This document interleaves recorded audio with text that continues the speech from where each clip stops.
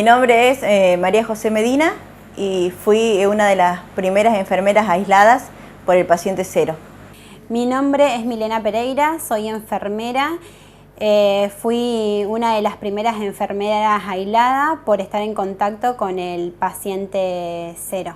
El concepto de coronavirus empezaba a resonar fuerte en la sociedad y a generar temor ante lo desconocido. Trabajadoras de la salud comenzaban a contribuir de manera vital para combatir el virus. Eso implicaba riesgos, temor, angustia y aprendizajes. Las enfermeras desempeñaron un rol fundamental exponiéndose en la primera línea. Un reconocimiento a estas heroínas que pusieron su cuerpo, que acompañaron y cuidaron al paciente. Desde que atendimos a este paciente, lo atendíamos con las precauciones habituales que utilizamos con todos los pacientes con enfermedades infecciosas, pero en ningún momento se nos pasó por la cabeza que iba a ser un paciente con COVID positivo.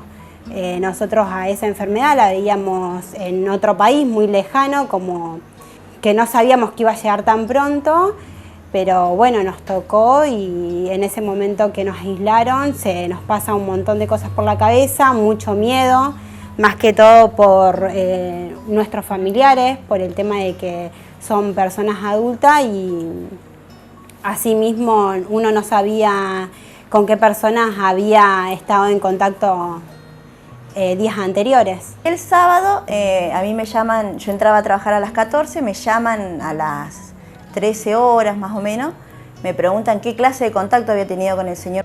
¿De dónde te llaman? Desde Córdoba. ¿Qué clase de contacto había tenido con el señor? Si había estado en contacto, yo le había dicho que sí, porque no le podíamos bajar la fiebre. Entonces me dijeron que me tenía que aislar y ahí es donde hizo un clic mi cabeza y ahí sí me asusté porque no, todavía no lo tomábamos como que no pasaba nada. No. Entonces dice, sí, te vas a tener que aislar, tu gente o sea, la gente que convive con vos se va a tener que retirar de tu casa, te vas a tener que quedar sola, tus cubiertos, o sea, todo, o sea, vas a tener que usar todo solo, mucho alcohol y lavandina, y bueno, y aislarme por 14 días. El primer día, el segundo más o menos, siempre tratando o sea, cada vez que me despertaba pensando en no tener síntomas. Para cómo no sabías qué síntomas podías tener, solamente sabíamos que podías tener fiebre o tos seca, no teníamos otra información. Entonces, o te ibas a dormir rogando de que ninguno de nosotros, ni de mis familiares, ni de la gente que atendimos, ni de la gente que estuvo en contacto con nosotros aparezca con algún síntoma de que los hayamos contagiado. Y bueno, y cada vez que me iba a acostar, pedía por favor no levantarme con síntomas ni nada de eso. Los días de aislamiento fueron muy angustiantes por el tema de que, por ejemplo, en mi caso yo tengo a mis padres que son grandes y siempre corría ese miedo de que si les llegara a tocar a ellos. Era levantarme, por ejemplo, y medirme la temperatura, verme cuánto saturo, fijarme cómo respiraba, cosas así porque tenía miedo y sí, la verdad que hubo momentos que lloraba porque, por ejemplo, mi hijo, el menor, no podía verme, solamente videollamadas y eso fue lo más triste. De los 27, 28 aislados que estuvimos, ninguno estuvo contagiado.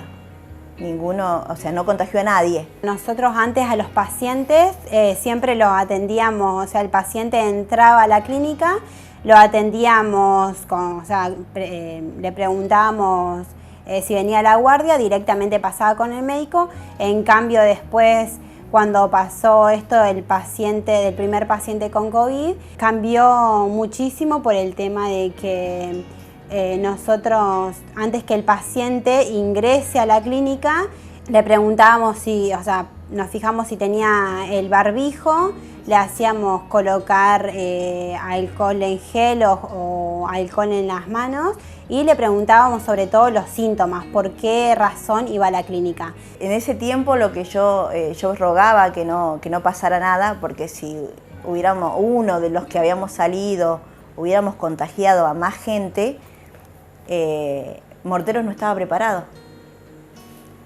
Morteros, ni Morteros, ni los hospitales, ni San Francisco, estaba preparado para lo que podía llegar a pasar.